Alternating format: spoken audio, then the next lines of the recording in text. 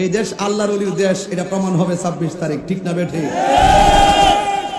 এই আল্লাহর ওলিদের রুহানি শক্তি থাকলেই ইসরায়েলের দুর্গে আগুন ধরানো সম্ভব। আল্লাহর ওলিরা যখন এই বাংলাদেশে বেলায়েতের ভাবান নিয়ে চোখের পানি ফেলে আল্লাহর কাছে ফরিয়াদ করবে, এই চোখের পানি ইসরায়েলের দুর্গ ভেঙে খান খান হয়ে যাবে, ঠিক কিনা?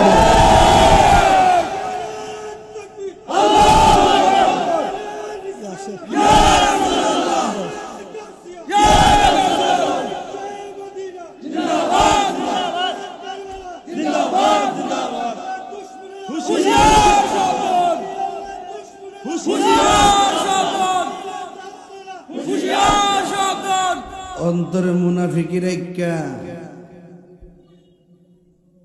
দুশ্মনকে শেষ করুন যাইব। মোমেন হলে অস্ত্র লাগে না, একটু হাত তুললেই চলে। এটার নাম হলো রুহানি শক্তি, আধ্যাত্মিক শক্তি। আব্দুল মালিক রহমতুল্লাহকে জিজ্ঞাসা করি, ও আব্দুল মালিক রহমতুল্লাহ, আসার পরে শুনতেছি আপনার তারিফ গুণগান, কারণটা কি?